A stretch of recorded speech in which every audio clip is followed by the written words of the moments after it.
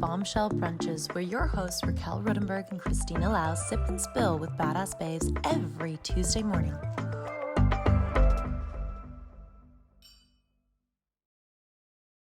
Tuesday. It is Tuesday. Beat me to the theme song race. I felt like you were going to try to make it serious. I was so ready. I was going to sing. Oh, good. But, well, I'm not going to now. Oh. It is Tuesday. Okay. So. Yay!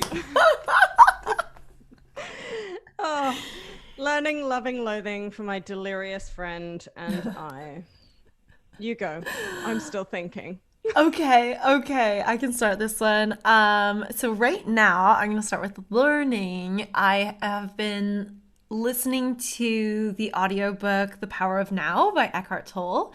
And yeah, it's funny because we had an episode with Beatrice it King. wasn't Yeah, it was Beatrice King. I was trying to think. I was almost going to say someone else. No, it was Beatrice King who was talking about a different book by Eckhart Tolle, and it reminded me, and I did talk about this in the episode, of the fact that I had picked up the book years ago and just was not ready for it. Like, yeah. I picked it up. I knew it was so influential to my life. Like, I got full-on chills through my body, and I was like, this is going to change me, and I'm not ready to be changed. So I was like, I don't know, all of 20.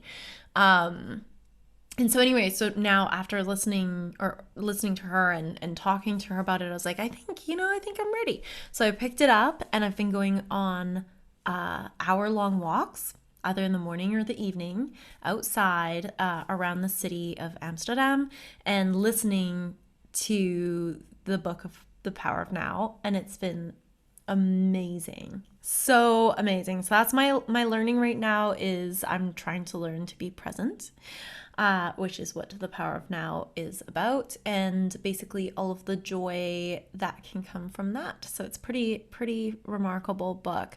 I am loving being in the city. I love it here. Yeah, I'm very, very happy to be here, feeling really good. And yeah, I'm loving being able to see a lot of family that I normally have to wait years to see. And yeah, it's all good. I would say that I'm loathing that we're in a lockdown, but I just feel like I kind of needed a lockdown. So I'm not really loathing anything, to be honest. You're loathing that other people don't have a choice about I feel bad for all y'all who don't want to be in a lockdown right now. That's fair. It's honeymoon stage. You can have those feelings and you can keep them to yourself. That's good. Those are good. Those are three good ones. Okay, so for me, I'm I'm loathing technology. We had some tech issues this morning. And I don't want to say that too loudly because my lovely little Focusrite, thank you for working. I'm loathing my own lack of learning in technology, I should say. But we got it working in the end, me and Focusrite, the inanimate object that I adore. I am learning how to really spend time filling up my own heart with the things that I would like to do.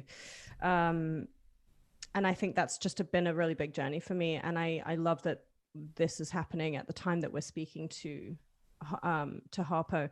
And so I'm loving the journey of doing that. And I'm learning about it more and more. If I was to give a different kind of love, I would say that I'm loving my friends right now. I've had a bit of a month and a friend of mine, I opened a box. It was a perfect example of not seeking love from one source all the time and being pleasantly surprised. So you get flowers, you often think it's from a significant other or someone, or a family member, maybe, or you just don't know who things are coming from. And I opened this box of flowers from from someone, and I had that moment of being like, who could this be from? You know, that secret admirer, who could this be from? And I opened it, and that secret admirer was one of my closest friends, Katie, and she just simply put, I know you're going through a really hard time, and I'm here, and I know that you need to be alone, and I'm in a lot of ways, and I'm here when you need me. And that was it. And I burst into tears. I just burst into tears. That's so special. Yeah. So I love my friends. And I've had a couple of different things that have happened through different friendships and people who have had no idea what. I'm pretty private. Like I say that a lot. I'm pretty private. So whatever I go through, I enjoy going through alone until I'm ready to talk. And but some people just figure it out and then do wonderful things. So those are my three. And I think we're going into a wonderful. I love that you were reading Eckhart Tolle.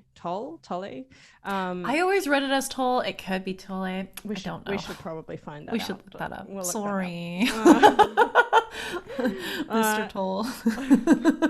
Sir, we'll just say sir. You know, Eckhart, sir. We're talking about transmutation. We're talking about with Harpo, who is launching Brown Girl Guilt, and we'll go into that intro fully. But this is an episode for you to give yourself permission to find your space and for you to come home to yourself, right? Yeah. Oh, that's it? That's all you have to say? Yeah, no, that is what it's about. That's the... All right. Well, sorry, were you waiting for something more? Well, not anymore. Let's just go straight into it. Okay. I do the fewer word intro. I'm like, this is what you're going to get. You're right. This is true. Okay. All right, darlings. Enjoy. Good morning, Harpo. Morning, Christina and Raquel. Welcome. I am so excited to speak with you today. We had a lovely conversation. Oh gosh, it must have been a few days ago. And I am just going to launch straight into introducing you because there are a million questions that Raquel and I have. So Bombshell Brunch babes, I want to introduce you to Harpo. And Harpo is a passionate homegirl. These are Harpo's words. She's a brown girl who adores being a brown girl. She's navigating and unpacking her own brown girl guilt while continuously exploring what a world without guilt looks like for herself and her didis. Did I say that right? Didis? You did. Yeah, you said it perfectly. She loves conversations, creating space, taking space, and cultivating space. I love that. A space she really loves exploring is the third space in which hybrid bicultural identities thrive and survive. You'd probably catch her at any moment, nose deep in a book, curating the perfect playlist, or drinking red wine. Snap for that. Harpo is also, and I 100% believe this, the smartie pants with a Bachelor of Arts in Sociology and Gender, Sexuality and Women's Studies from Simon Fraser University and a Master of Arts in Education and Society, Gender and Women's Studies from McGill University. So I don't know how intimidated you all are right now, but I would like to first ask what all of those things mean, but we have 45 minutes to unpack that. So all that to say, welcome to the show. And I want to hear all about you because I know you through an entirely different lens. I know you because I know Drew, shout out to Drew, one of my favorite people, at Snakes and Ladders, which is a label based here in Vancouver. And you are the general manager of the 5X Festival.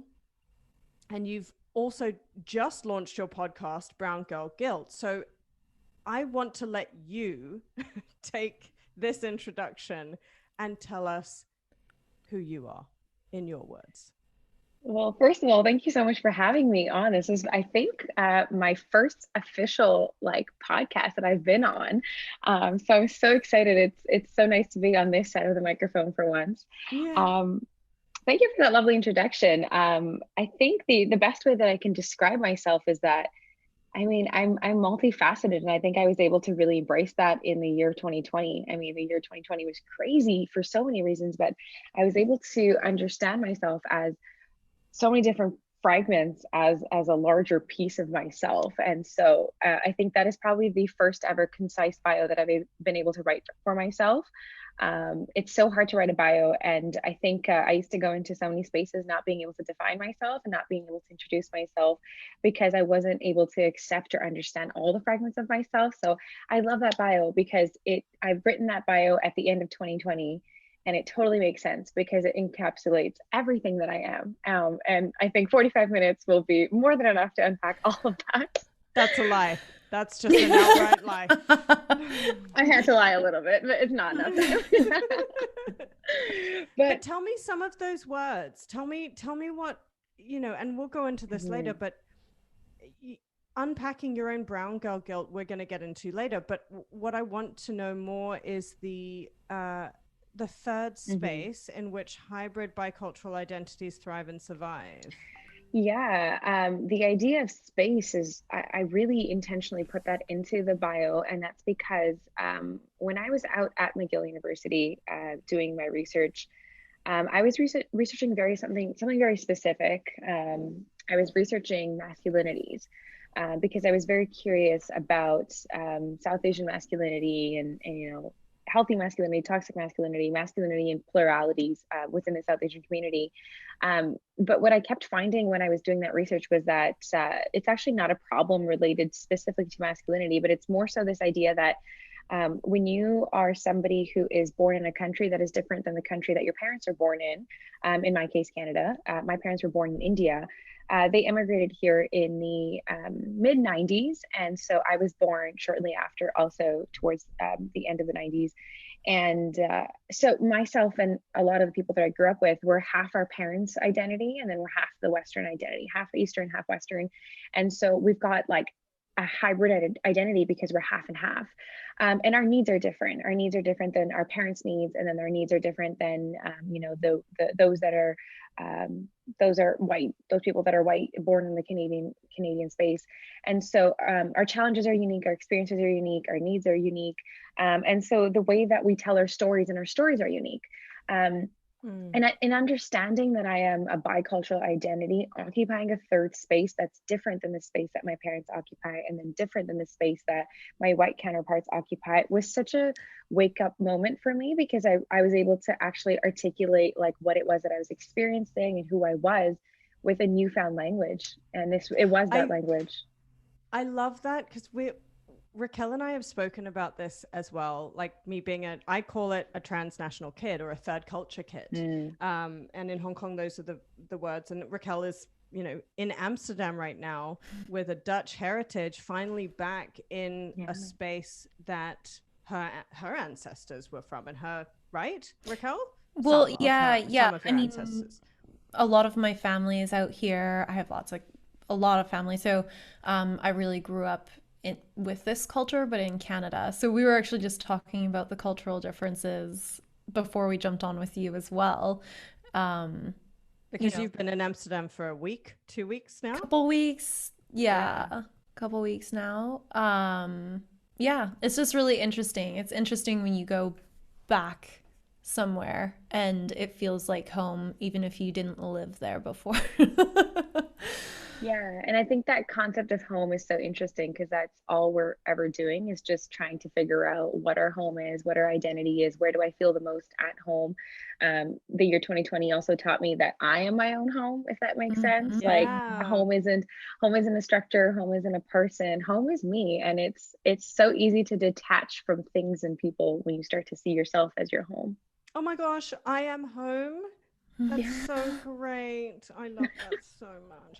It's so okay. So firstly, and I can just see how this is going to go. This is going to be like interjections left, right, and center here. Raquel's going to get started, and then we're going to just be off.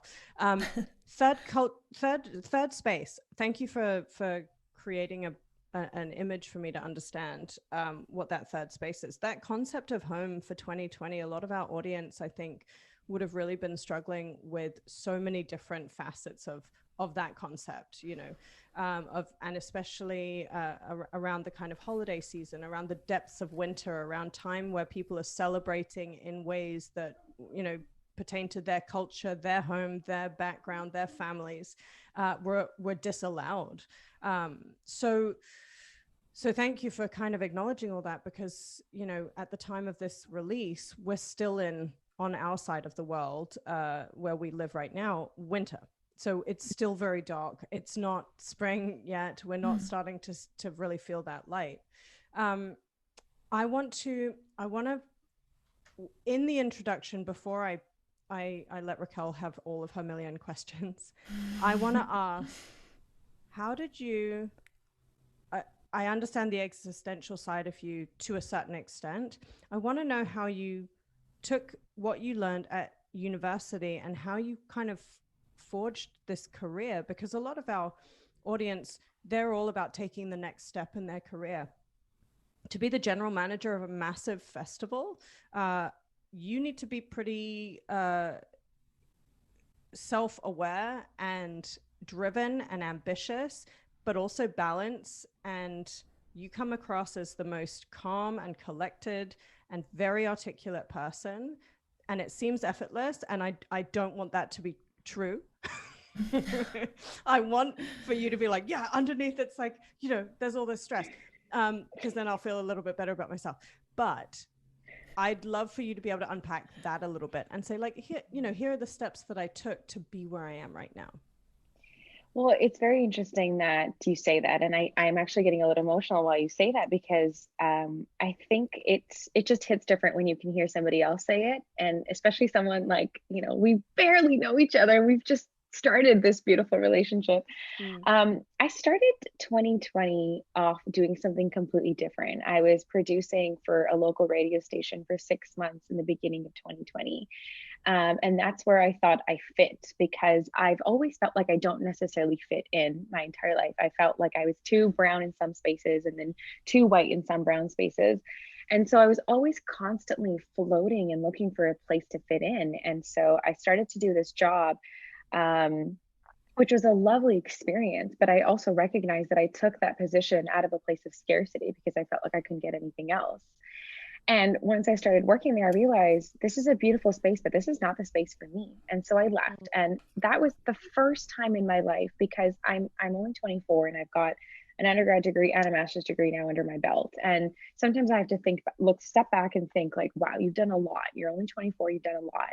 And when I left that job, that was the first time in my life that I was like to the universe, you know what?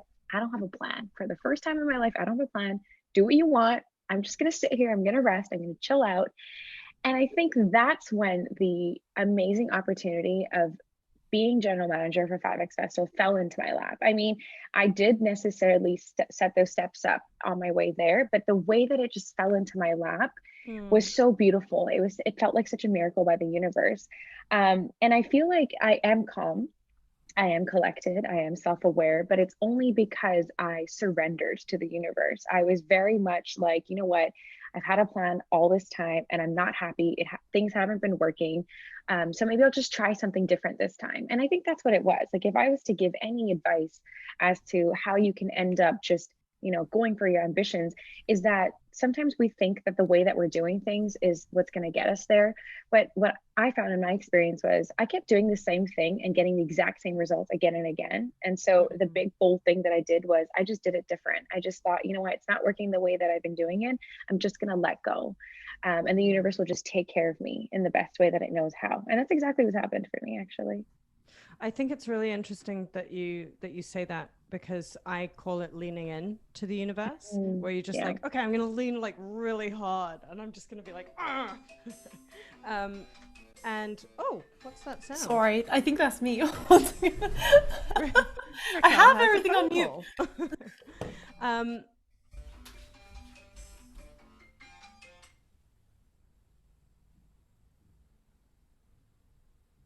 We'll just wait for Raquel to come back.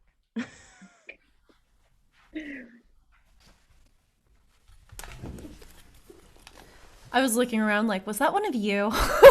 No, it's me. Sorry. No problem. Okay, so we were talking about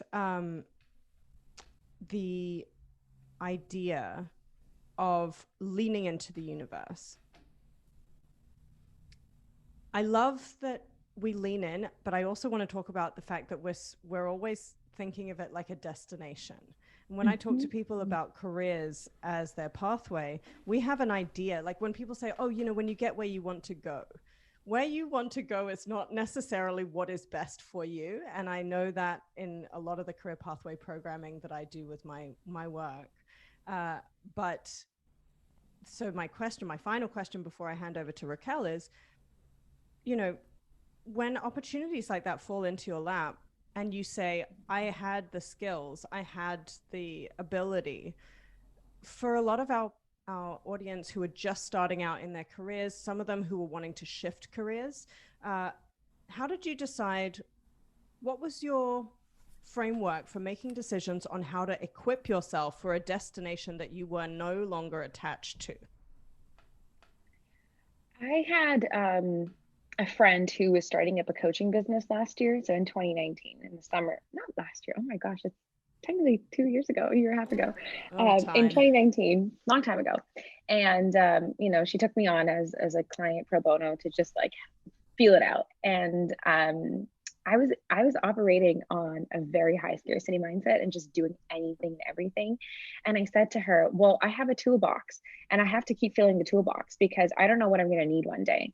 And she said, well, if you keep filling up this toolbox, you don't even know what you're building. What if you start to build and you have the entirely wrong set of tools? Then what? And I thought, oh yeah, okay. So I'm so hell-bent on filling this toolbox that I don't even know what I'm building. I don't even know what I want.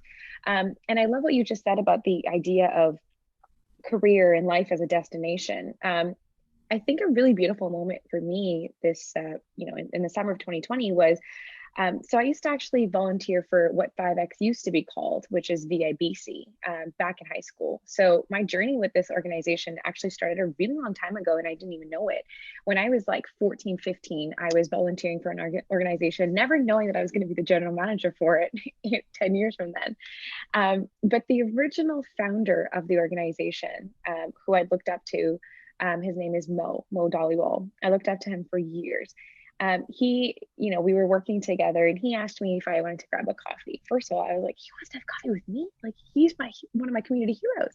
And so when I had coffee with him and, at that time, it wasn't the general manager position wasn't solidified. I didn't necessarily have a plan for what was going to happen. I, again, was still leaning into the universe and still surrendering. And he actually taught me the same lesson that you just talked about, Christina, which was we've got to see our life as a journey, not as a destination. And something clicked for me in that moment. I was like, I've been chasing life as a destination. And I keep bumping up into it because the universe doesn't want me to see my journey as a destination. It wants me to see it as a journey. And I'm resisting it. And so it's just causing a lot of friction. I don't remember what your original question was, but I think I would say that we do have to let go and we do have to see that every little thing that happens to us is part of the journey. And if we get so hell bent on what it is that we're building, the toolbox is no longer fun when you're filling it up. Yeah. Okay. Well, yes. And that works, that I understand that very well. I think with a lot of the people I speak to, I say, look, think about who you want to be, not what you want to do, and build your tools based on your best version of you, and your career will naturally follow. So, and the learning, and Raquel and I are lifelong learners, which leads us very well into our next topic. You're also someone who brings up so much about learning. So let's get a little bit more into that, and I'll let Raquel take this section over. Yeah, I was actually, before we jump into that, I wanted to ask you about, and before we go kind of too deep, because now we've talked about a lot of existential things. So I want to bring it back a little bit, and then we can kind of go back there. But brown girl guilt, what is brown girl guilt? Because we're going to have a lot of listeners who are from all over and all different cultures. So can you explain what brown girl guilt is? Is it different than other guilts? Is there cultural, systemic guilts that come with that? And do you feel that it's something that you would experience or that people would experience more in another country than if maybe they were still in India or any of the Southeast Asian countries? Mm-hmm. Yeah, that's an awesome question. And this is kind of one of my first tests to actually explain what this is too. So Yeah. this is a test run for me. Um, so I think the best way that I can rationalize it is that a lot of cultures, like the Punjabi culture that I grew up in, are very collectivist cultures. So our parents come from places where, they lived in villages, and so it was very communal. It was very collectivist. But they're raising kids in a society that is very individualistic, which is, the Western world is very individualistic. There's a larger emphasis on like your mental health, your life, your career. But Punjabi cultures, like the ones that I've grown up in, very collectivist. It's like, no, what are you going to do? Your career is very family. Your mental health is a family reflection. And so what ends up happening is when you occupy this third space is you're torn between the collectivist identity and the individualistic identity. If you start to lean into the individualistic identity, you feel like you're selling out your parents, or you're putting them down, or you're disrespecting them. But if you start to lean too much into the collectivist identity, you feel like you're not necessarily forging that individual identity as much. And so I think that becomes complex and nuanced when you throw things like gender into it. Often women are taught to be to lean in more to the collectivist side, that it's your duty, it's your job to be responsible for the emotional health or like the physical health of your family members. You have to be taking on more of the domestic side of things. And so for me, the way that I've grown up is I've seen my mom very much lean into this collectivist identity where she does not necessarily have a concept of self-care, self-love. And so if that's the blueprint of what I've had to look up to, if that's what I'm supposed to do in this cultural context, if I go against that, I experience a deep level of guilt. And it's something so subtle where growing up, if I was sleeping in till 10 a.m., 11 a.m. on weekends and I could hear my mom cleaning downstairs, I would have a panic in bed. I would feel really guilty because I was lying in bed and my mom was cleaning the entire house by herself. Mm. And the expectation wasn't that anybody else in the house would help her. The expectation was that I would help her because I'm the daughter of the house. Hmm. And so that's where brown girl guilt stems from. And even though that's one small example, if I do anything, I think for myself, whether that's exploring my sexuality, whether that's, picking up and moving across the other side of the country just so I can live on my own for a little bit, I can pursue the career and educational aspirations that I want. I feel like I'm stepping out of that collectivist identity, and not necessarily putting my family first, but putting myself first. And that guilt is, it's like a wrestling match inside my head because I'm like, well, no, I should be able to be there for myself. I have to be there for myself. But then that cultural identity pulls me back. So, and to your point, Raquel, of whether this would be different in any other country, I think it definitely exists in any culture. It doesn't have to just be the brown culture, the Punjabi culture, but any culture, any country that is has people that has that split between that collectivist and individualistic Mm-hmm. identity. I've got friends in the UK that also experience this. I've got friends who grew up in Malaysia who experience the same thing. So I think it's not specific to a geographical location, but I think it's anywhere where there's an immigrant history. I think Yeah, it's and there's like a cultural difference there, and Yeah. it might show up in different ways, but you're going to have those cultural differences that people are realizing and seeing. Mm-hmm. I think Were you anywhere going to that say there something? is a diaspora, if there is a group of people who arrive at a new place, and that, in my opinion, works both ways. Like I've said this recently, coined my own phrase of identity of I am both a victim and a product of colonization, because I'm, Chinese and Nepalese on my mother's side and born in Hong Kong, which is a colonized space. And my father is from literally the British Empire. So, it's an interesting one that I think a lot of people uh, in every facet, and, Harpo and I spoke about the concept of graduating past this, and I'm so excited for like 250 years from now for us to be like, do you remember when that was an issue? Like, do you remember when we had to like go through that? And people needed to learn how to talk about it. But yeah, that's what I wanted to add, was that it happens in so many different ways. And even imagine being like, I actually saw it with a lot of people who were Western living in Hong Kong, who were not, they were placed into another culture that they weren't allowed into in some ways. And even if they wanted to be, there were very strong opinions about people learning Cantonese, about people, you know, trying to assimilate in that way. So yeah. Yeah, it's interesting. I mean, now we talk a lot about deprogramming, and it's just really interesting because no matter who you are, or I think what background you have, you're growing up with so many different things coming at you, and especially now in such a global society and with internet at our fingertips, and you're learning lessons from your cohort, from people that you hang out with, and um I think people in our generation, and even more so in the younger generations, you're going to see it more and more, where people are picking and choosing the aspects of life that they enjoy, that they want to kind of take on, even if that's not the way that they were necessarily raised. We're being raised really like quite globally now. And then you're always going to find that people have to deprogram because they're going to say, okay, I didn't like that part of whatever, or it's not me enough, or maybe they liked it, but it's just not them. And I think that's really interesting. And I really liked what you were saying about it being describing the difference between a collectivist culture and an individualistic culture, which I can definitely see a stark difference there that you're probably feeling. And then, as Yeah. well as when you throw on top of that being a female who is oftentimes put in a more nurturing lens perspective, or expected to kind of act more nurturing.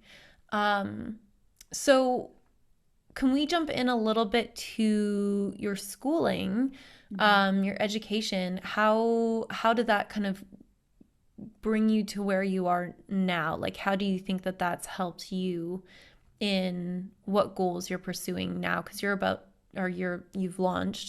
just launched your own podcast. So welcome to the podcast space. So yeah, tell us about that. How did that help you? Did you already have an idea that you wanted to do something? How did you find that space? So right after my undergrad, like when it was ending, again, scarcity mindset, and I was like, I need to do something else after this because I realistically, there's nothing that I can do with just a gender studies degree, a BA in that. I need to do something more. And so I went to McGill University to kind of just have fun, honestly, to have fun. And I chose to do my MA in education because I thought it would add like a complex, it would give me an edge. And so when I got there and I started to research, I went in with the intention of researching this phenomenon called Surrey Jacks. And Surrey Jacks are it's kind of it's a really interesting identity out here. It's the way that young boys are forming their masculinity, forming their identity. And what we were having at that time in my community out here in Surrey, in the South Asian community, was a lot of young brown boys were being recruited into gangs. And we were hearing like horrible news stories of like 16, 17-year-olds like going missing and then being found dead because they were like involved in, a bunch of activity. And to me, that really always hit home because I've got a 16-year-old brother in my house too. It's just the two of us. We have an 8-year difference. And I raise him more like a son than I treat him like a brother. And so I started to explore that identity. And I mentioned this a little bit earlier too, that I realized that it was just like an offshoot, the idea of, uh, like having trouble informing your masculine identity was just an offshoot of a larger problem that was happening. And it was this idea that we didn't necessarily have spaces that we could just show up and be ourselves. We were constantly fighting that collectivist individualistic culture. And so I ended up exploring just general kind of third space hybrid identity stuff, just so I could rationalize it for myself. And even when I was in the program, I didn't do a thesis, it was project based. So you could literally do anything under the sun that had to do with what you were researching. And even at that time, I was like, do I want to start a nonprofit? Do I want to start a video series? Do I want to make a documentary? Do I want to do a podcast? And again, the possibilities were endless. And so I ended up just settling on creating like a video series, and then COVID happened and I wasn't able to do that. So I mean, I've just got like a piece of paper that's got like an entire 5-part video series like mapped out fully, and it's just collecting dust in my closet at this Oh point. no, you'll have to finish it. Yeah, but the way that it kind of brought me to where I am today is it gave me 5X Festival, which is like a beautiful space for hybrid identities to flourish in. So I get to actually create community in that role. But I actually ended up abandoning the idea of masculinities because I realized I'm not even a South Asian man. I'm not, very clearly not a South Asian man. So I think what I do know best is being a brown girl. And I think instead of starting outside of myself, I decided I need to start within myself. And so this podcast is now a space where I get to come and just honestly speak from my personal experience, speak from my point of view, talk about my day to day, and then just hopefully create community so that other women, I mean, it's called Brown Girl Guilt because that's where I start, but my intention is to bring in everyone, bring in women, men alike that can also relate, that, don't necessarily have brown girl guilt, but they might be able to understand guilt in the way that I'm speaking about it, to unpack their own guilt. And I think it's really exciting because it'll go beyond guilt. I want to open up the boxes of like shame, and I want to open up all those other boxes that we're not necessarily allowed to open up. And I get to do it in a medium that I feel like I really like, which is, through podcasting, through blogging, posting way too many Instagram stories than anybody needs to. So I'm very excited for how this transition has happened. But I feel really excited. Like, I know now that I've launched, I just feel so excited because this just feels perfect. And I mentioned a little bit earlier that I was always looking for a space to fit in. And the one thing that I feel like that really helped me was, instead of looking for a space outside of myself, I started to just create that space on my own. And I get to be the captain of the ship, I guess. Well, Yes. you came home. I came home. Yeah, you start from, and I wanted to add to that, and just as a suggestion from an outside perspective, but I think what makes your podcast such a viable vehicle, coming from your own individual lens and going back to what Raquel had, the first question that she brought up regarding academia, is that you have a vocabulary and a framework within which others can step into safely. And I think that's one of the things that both Raquel and I are very, very ambitious about and passionate about and always working towards, is creating frameworks through the lens of good research, and of, which is why we bring on other people, which is why we talk to other people and read books and are constant nerds and celebrate our nerdiness. So I just wanted to add that as well, because a lot of the people listening, I think what's going to be so exciting when you listen to Brown Girl Guilt podcast is exactly as you say. You'll have, through your own lens, experiences that are transferable to other people because of that academic piece, because you can speak to it in a way that I haven't put 3 years or a master's into. And that's, I think, a really important piece that I wanted to highlight there, and thank you for. Yeah, and I will say to that as well, is a lot of people, like to ask, well, how are you using your degree? How are you using your schooling? If they can't see it in a tangible way, like if you're not doing a career that directly translates over from your degree, people think you went to school and it was useless. But again, if we go back to the idea that, everything in your life is a journey, I use my schooling every single day. I use my master's degree every single day. I'm using it in this podcast space right here, right now, the conversations that we're having. And I think being able to understand that finally and accept that I use it every single day, even if I'm not doing a job that specifically is like listed on, the page of that degree on that university, like this is what you can do with this degree. It doesn't become discounted. And I think, I hope the listeners can resonate with that you are using your experiences every single day, even if it doesn't seem like it.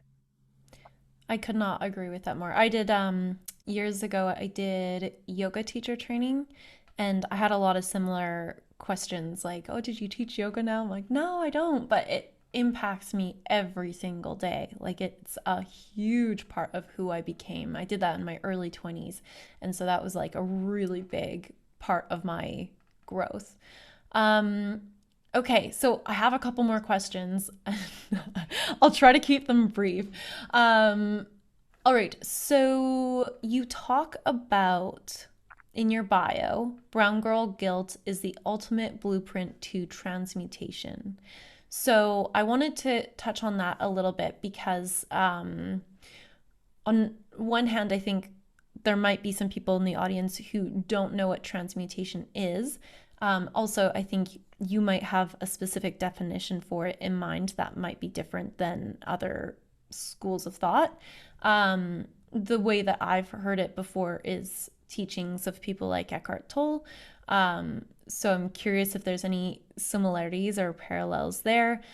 He tends to talk about it in terms of like presence and stillness being how you move towards transmutation. For you, I think you talked about, and I'm just trying to read to make sure I'm getting this right, but you talked about the theory of love being the transmutable energy that liberates us all, which I think is very beautiful. Can you explain that? Yeah, I think the idea of putting love as the transmutable energy for the guilt was really something that I came into while I was like hanging out by myself, practicing solitude off social media. Was that for me, my definition of love was so skewed for so long. I was always like starved for love, where I was like looking for a specific kind of romantic love and putting myself in relationships that I didn't want to be in because I thought this is what love is. And then when my definition of love changed, it changed when I read All About Love by Bell Hooks. That's when it changed. um, and I was able to understand that love is a universal energy. I can find it anywhere. I can find it just looking at my plant right now. I know that might sound crazy, but I can be like, I love you and I know you love me because I take care of you on the daily. um, so for me, it just felt like I could pour love into any situation, like really selfless love into any situation. And I could step away from it and kind of drop those negative feelings, drop those negative energies.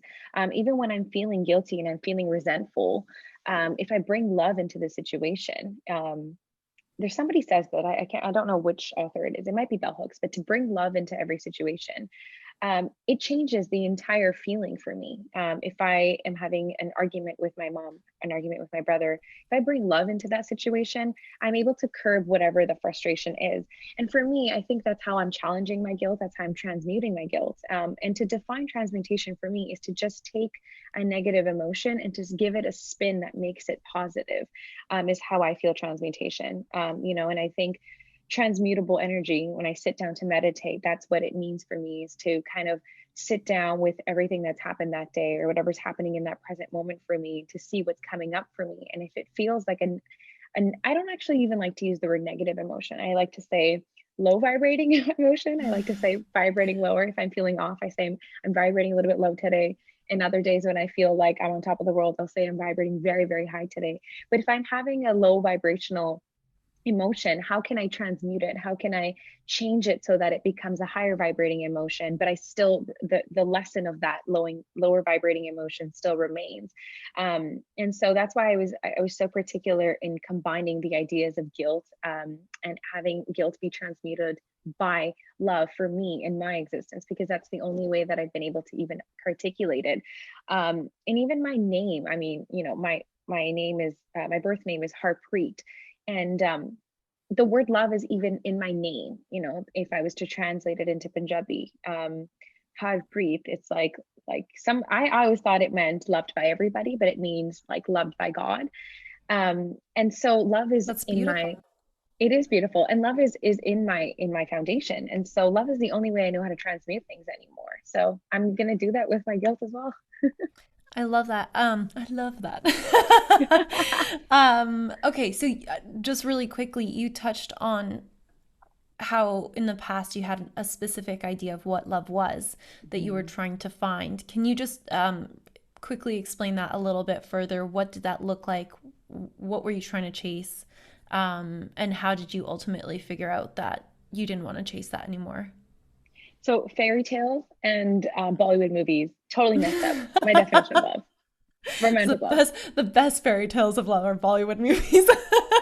100% ruined my life, because I was like, like this is what love is. I always felt, and I say this always, is that I always felt like true love is what triumphs. Like you have to go through all this BS, and you go through all these trials and tribulations, and then if you make it, that's when it's worth it.